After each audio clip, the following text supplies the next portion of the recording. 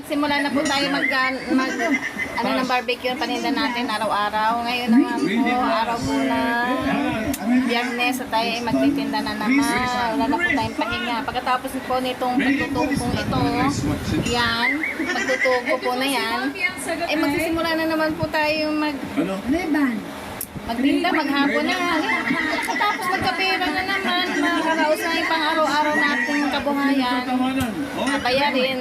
Sana po, tulungan niyo po kami sa aming negosyo. Kahit po ito'y pandagdagdaan namin ng pagkain namin araw-araw, makatulong sa aking mga anak, sa asawa. Asawa ko po ngayon ay walang trabaho. Yan lang po ang aming hanap buhay, pagkabuhayan. Sana po tulungan niyo po kami na masuportahan po itong aming pagtitinda. Salamat po.